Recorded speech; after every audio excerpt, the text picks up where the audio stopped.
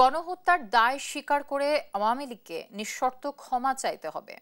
আর কোনো দল কার্যক্রম চালাতে পারবে কি পারবে না সে সিদ্ধান্ত নেবে জনগণ, সরকার নয়। এমন মন্তব্য করেছেন বিএনপির স্থায়ী কমিটির সদস্য ডাক্তার AZM জাহিদ হোসেন। আর আন্তর্জাতিক গণমাধ্যমে দেয়া প্রধান উপদেষ্টার বক্তব্যের সমালোচনা করেন দলটির সিনিয়র যুগ্ম মহাসচিব রুহুল কবির রিজভী। বলেন, অন্তর্বর্তী সরকারকে জনগণ 50 বছর ক্ষমতায় দেখতে চায়। এমন বক্তব্যে নির্বাচন নিয়ে আবারও অনিশ্চয়তা সৃষ্টি হচ্ছে।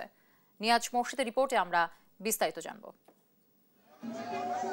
বুধবার সকালে নয়াপল্টনে পূজা মণ্ডপ পরিদর্শন করেন বিএনপির সিনিয়র যুগ্ম মহাসচিব রুহুল কবির রিজভী। এ সময় তিনি বলেন, ফ্যাসিস্ট সরকার তার রাজনৈতিক স্বার্থে বিভিন্ন ধর্মের মানুষদের মধ্যে বিভাজন তৈরি করে রেখেছিল। বাংলাদেশকে অস্থিতিশীল করার একটা জাতীয় আন্তর্জাতিক চক্রান্ত, যারা শেখ হাসিনার পতনকে মেনে নিতে পারেনি তারাই এই চক্রান্ত করে যাচ্ছে যে এই দুর্গাপূজার সময় এমন কিছু ঘটনা ঘটাতে হবে যাতে বাংলাদেশের ভাবমূর্তি নষ্ট হয় বিদেশে। পরে জিয়া উদ্যানের লেকে আমরা বিএনপি পরিবারের পক্ষ থেকে মাছের পোনা অবমুক্তকরণ শেষে রুহুল কবির রিজভী বলেন, নির্বাচন নিয়ে মানুষকে বিভ্রান্ত করতেই পিআর নিয়ে জামাত কর্মসূচি দিচ্ছে।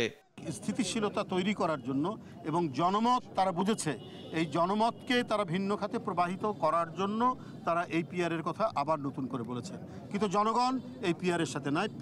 এদিকে জাতীয় প্রেস ক্লাবে এক আলোচনা সভা শেষে বিএনপির স্থায়ী কমিটির সদস্য ডাক্তার AZM জাহিদ হোসেন বলেন, আওয়ামী লীগ প্রসঙ্গে প্রধান উপদেষ্টার বক্তব্যে নতুন করে প্রশ্নের জন্ম দিয়েছে। নিষিদ্ধের বিষয়টা কাকে গ্রহণ করবে বা করবে না, এটা জনগণের বিষয়। এটা কোনো অবস্থাতেই আইন আদালত অথবা সরকারি সিদ্ধান্তে যে করার যে প্রক্রিয়া, এটার সাথে বিএনপি কিন্তু সবসময় দ্বিমত পোষণ করেছিল। এ সময় তিনি বলেন, গণহত্যার দায় স্বীকার করে আওয়ামী লীগকে ক্ষমা চাইতে হবে। আর ক্ষমা করার জন্য এখতিয়ার কেবল জনগণের। দেশের ভোটাধিকার চুরি, দিনের ভোট রাতে করেছে, তার জন্য তাদের অনুশোচনা হবে না, এটা তো হতে পারে না। কাজে দে নিড টু মানে আপনার কি বলে যে আনকন্ডিশনালি জনগণের কাছে ক্ষমা চাইতে হবে, যেটা জনগণ সিদ্ধান্ত নেবে ক্ষমা করবে কি করবে না।